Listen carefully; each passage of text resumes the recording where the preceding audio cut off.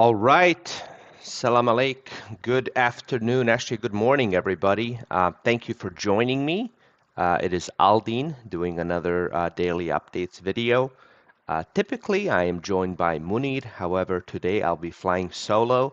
He's got some other responsibilities to take care of, so I'm going to be making my way through this flying solo.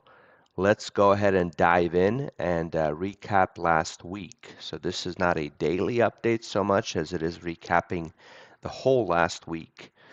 So we had 68 drivers that were available and got booked last week. We had 241 loads that we booked. Our bid win ratio, according to this, was 60%.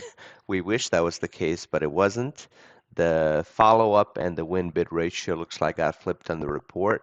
So the win bid ratio was 8.44 and the follow-up ratio was 60. Again, follow-up ratio means 60% of bids we attempted to follow up on with an email, with a phone call, to increase the chance of locking it down. Average driver pay is right under 2,000. This, of course, takes into account drivers that were active the whole week as well as drivers that were only active part of the week. So that number is always a bit skewed, but the average driver pay was $2,000.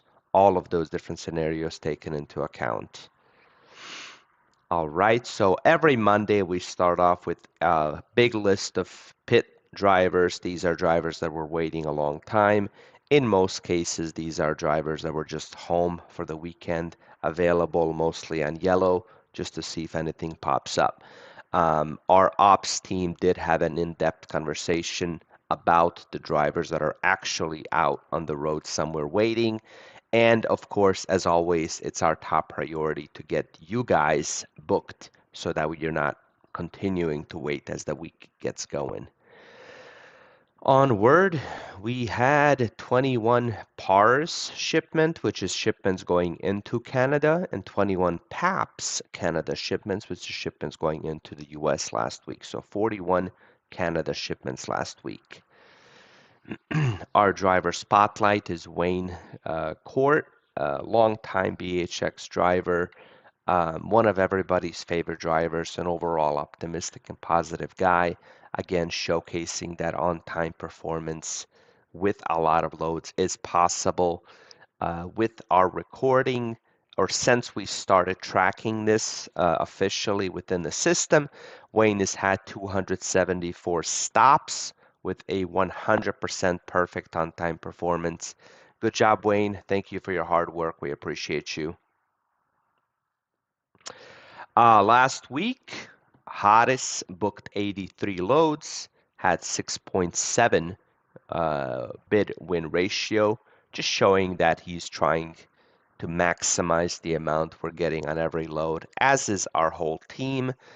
777 average driver pay, and the rest of the team stepped up with 61 loads by Mohammed. Great week. 47 by Vedad, our night dispatcher, and 15 by Omer, who was off half the week with vacation. And of course, he's our hybrid man, so he's not fully 100% in the dispatch either. So that's why his numbers are always going to be a bit lower than the others. Great job, team. So best load from last week was this Quebec to Oklahoma. Indeed, this was a phenomenal run. Anytime you can make $2,000 or around that and be at $1 a mile and end up in a pretty good area, it's a win-win-win. So great job on this one. Next up, we have this Illinois to Illinois. This is the best rate per mile, 35 miles for 250. That's $7.14 a mile. That means that we're going to start advertising ourselves as our drivers get $7.14 a mile. I'm kidding, of course, but a lot of companies will do that. They'll take these one loads that they get that are like phenomenal loads, and they'll try to make them sort of the poster child for what, their loads pay. We don't play those games here. Next up, we have this New Jersey to British Columbia, 3,077 miles for 3,100. Um, Anytime you can make 3,000 bucks in one load, I mean, it's a good thing. This probably took about maybe 4 days to do. So about half the week, if you're able to get a load back out of there pretty quickly, you're looking at making 4 or 5 thousand in a week, which is obviously a phenomenal week. Of course, you got to know when you get there, the odds of getting a high paying load are not very high. So you just have to understand to get out of this area, you're looking at 65, 75 cents a mile on average. Next up, we have the lowest RPM load. This was a California to Nebraska 1686 for $1,000, 60 cents a mile or right under it. It can be tough to get out of Cali. At least this way, it's 1680 miles. When you get one to like the West Coast and you're looking at like 2,500 miles, it's even more painful. Because from Nebraska, we should be able to get a better, decent paying load. But yeah, sometimes, this is those things we gotta do to get someone booked. I'm gonna follow up with our team to get a little more details on this one because typically we don't get into the 59 cents a mile, but we'll find out what happened. So how to handle fatigue, prioritize adequate sleep, take regular breaks, stay hydrated, eat healthy, use caffeine wisely, adjust, so don't rely on caffeine to keep you going.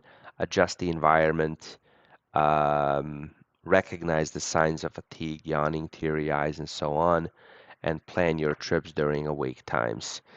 Look, one of our drivers shared a really good, uh, tidbit of information, and she said, "I rest when I'm waiting in between loads."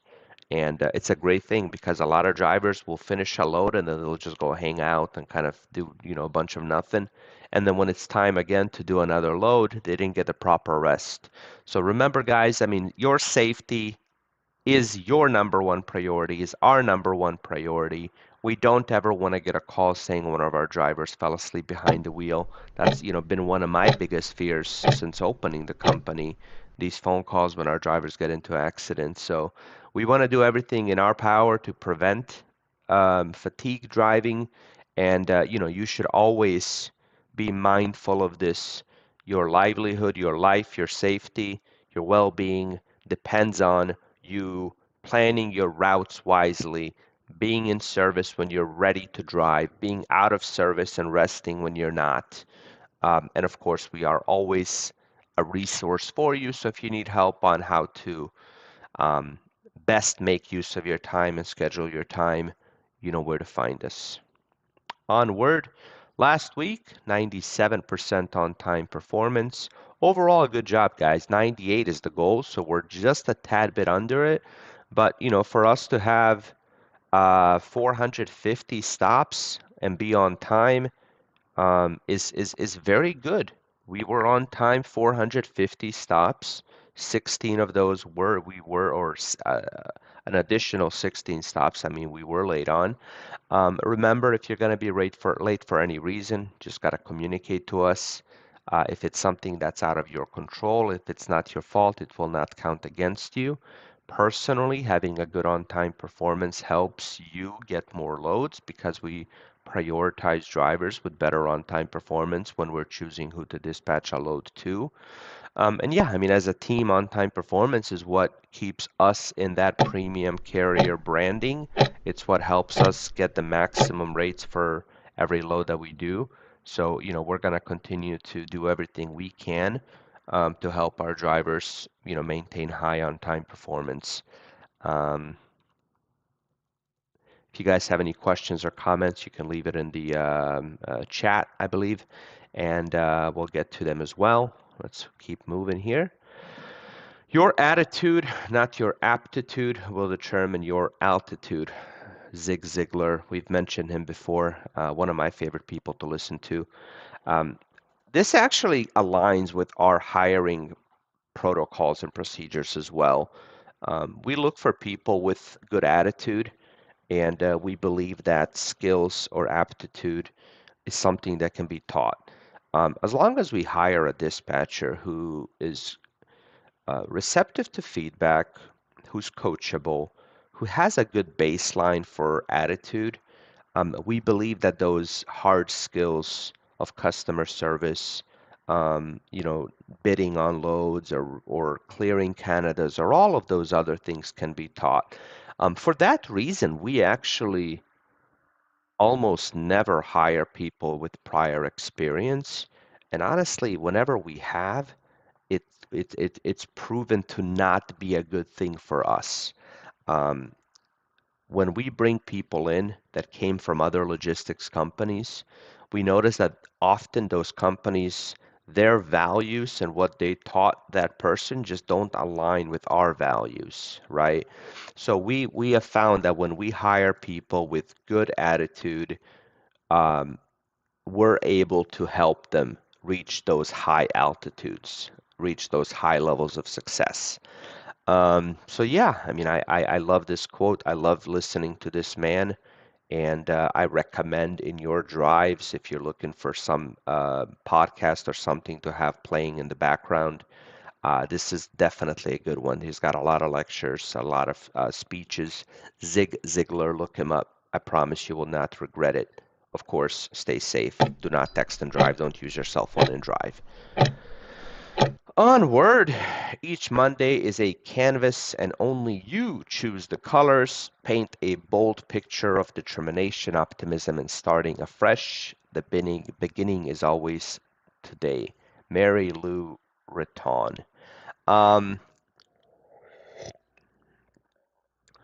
we in the office often talk about some drivers who are like infinitely optimistic. It seems like if you throw the world at them, they're still gonna find a way to say, you know, stay positive, stay optimistic.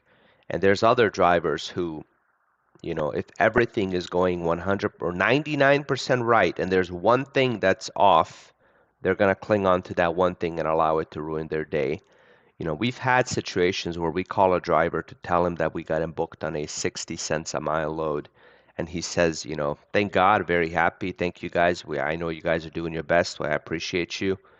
And then we've had another, you know, another case where we book another driver on a really good high paying load and it's not heavy and it doesn't take a lot of time and everything is perfect. But there's like one thing about it, you know, there's just I don't know, it picks up later in the day or it delivers in 2 days or something, you know. It's like 99 good things and one bad thing and that driver will allow that one thing to ruin his day, to ruin his mood, to ruin his perception of that load, to cause him to be in a state of unhappiness, you know, panic, in a state of frustration. Um, Obviously, for drivers, you guys don't control fully what happens to you, and that's tough. But you know, starting the week off being optimistic, trying to process things with through a lens of positivity and hope will lead, I promise you, will lead you to be more content, more happy, more joyful the whole week. You know, versus kind of being in the mindset of like looking for that one thing that's gonna set you off. Um, Things will happen to you. The only thing you can really control is how you react to them and how much you allow them to impact your mood and your overall well-being. So let's try to go through the week. Let's try to kick the week off on the right foot. You know, full of that hope, full of optimism, and we're gonna do our best within the dispatch to support you and to continue to, you know, surround you with reasons to be happy. We'll conclude there.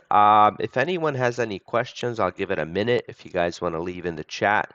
If you have a comment, question, concern, and then we'll go ahead and close off. But as always, good job, Amina, for putting the presentation together.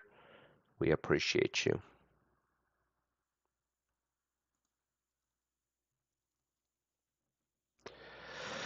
Okay, we'll wrap it up. Thank you guys. have a safe week. Hope you earn a lot of money, and hope everything